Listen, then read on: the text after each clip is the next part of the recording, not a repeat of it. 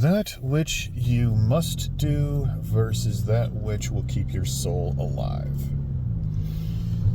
So, this is advice that my kid will hopefully absorb someday.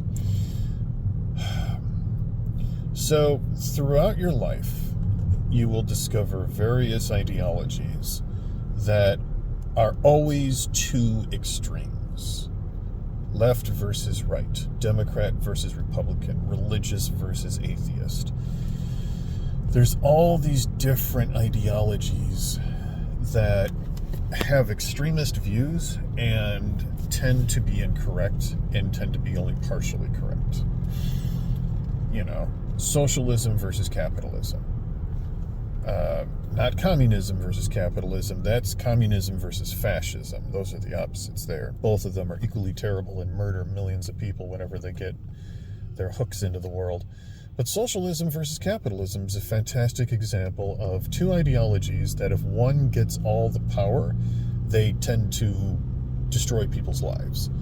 If, however, they're able to get a balance between the two, then they're able to make the world a better place.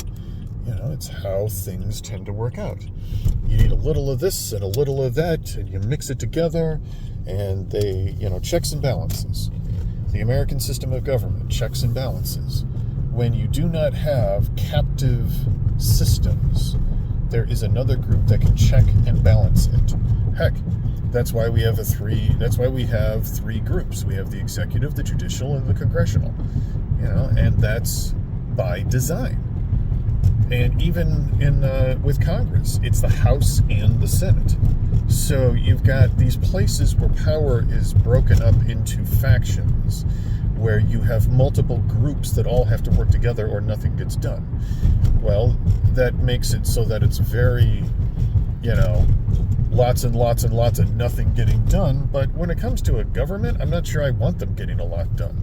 A government that gets a ton done, it tends to take away your freedoms and, infringe upon the common individual, and that's never a thing that we want. So, with all of that loop-de-loop, what are we talking about? I'm thinking about corporate America. I'm thinking about the idea of doing what you must do versus doing what you have to do. Being an unthinking cog in the machine is something that corporate America claims to want. But another thing that corporate America wants is people who are competent enough to do their job well. And if you find a company that's willing to reward you for doing your job well, that is a company you should put some time and effort into. Don't marry yourself to the company. Loyalty needs to go both ways.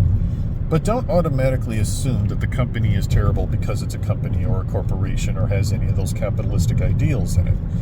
After all, there is not an ideal that is so pure and wondrous that a group of humans cannot screw it all up. Look at every single religion that talks about peace and love and harmony. Christianity is a pacifist religion made by that has the name of Jesus on it. And Jesus is a brown-skinned socialist hippie who is all about giving up your money and not, it's the opposite of capitalism. And yet, how many diehard, out of their mind, rape, murder, pillage capitalists love Jesus?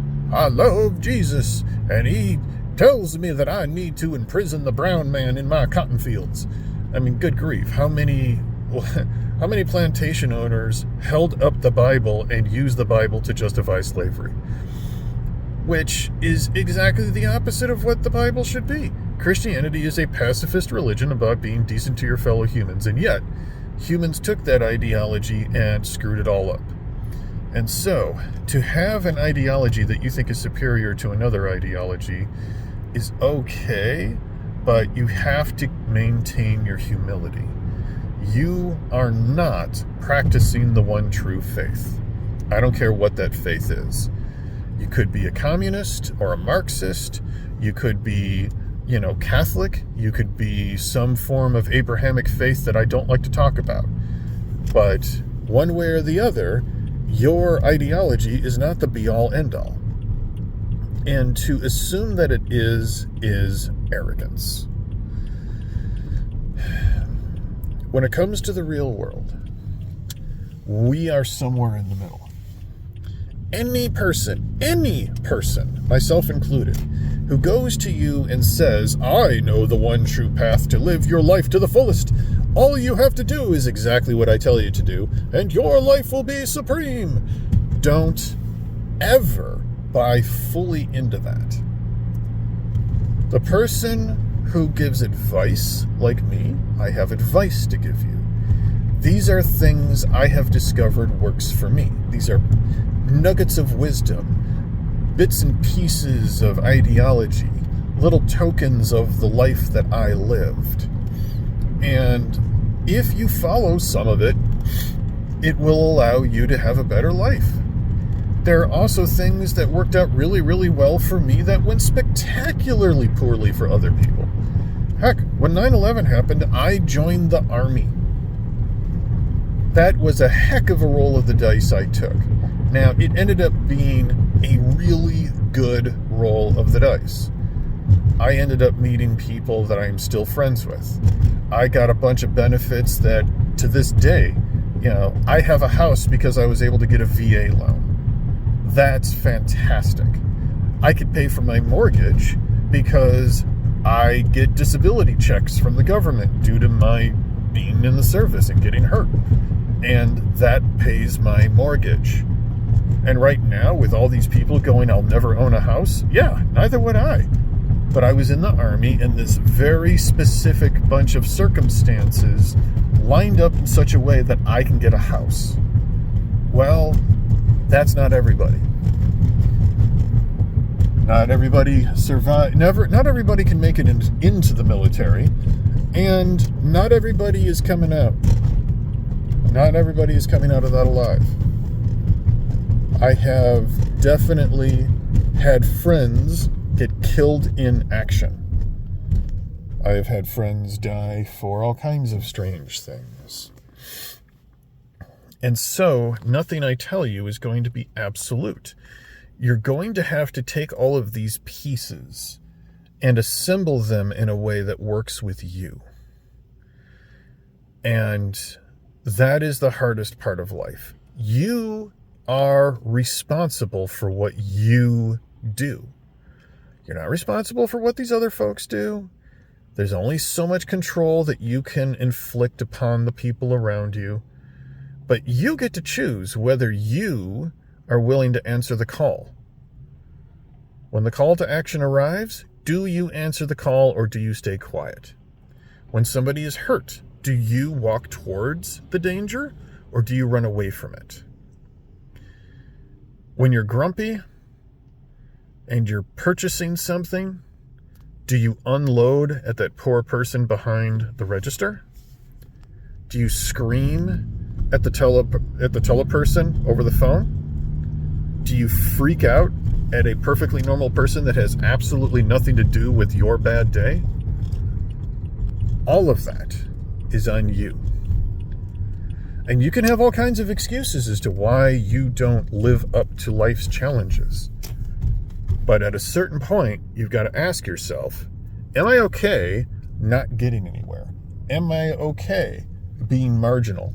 Am I okay not having the life I want?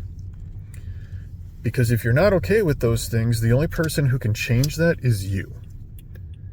Every once in a while, fate will line up in a very specific way that gets somebody something awesome that they didn't really deserve. They didn't earn it. It just kind of showed up at their door. I call those opportunities. And you can feel bad about it. Or you can remember the old motto, with great power comes great responsibility. If you want to make the world a better place, you have to get as much power as you can in order to make the world better. That power is not necessarily financial. That power is not necessarily physical. Sometimes that power is simply, I live in a situation, I'm a straight white guy. And therefore, I can help people around me who might not have the power. I'm able-bodied, and people tend to not freak out when I walk around, so I can sometimes interject myself in a bad situation and diffuse it. Or I could make it worse. So there's no guarantees. You've got to take the philosophies that are around you, mix them together in a way that works for you, and you got to try to figure out a way to make the world a better place without making it worse. And you're gonna screw up. You're going to screw up. And in the social media age, there's a bunch of folks who will capitalize on you screwing up. They will mock you after you screw up. They will remind you that you screwed up. They never want you to forget that you screwed up. Because they are embarrassed of their own lives. And they're hurting too. And hurt people hurt people. And none of us are perfect. And I hope I can get some forgiveness for the things that I have done that have been screw-ups, because we all have them. And remember, you may not be perfect either, but I still love what's wrong about you. Have a good one, folks.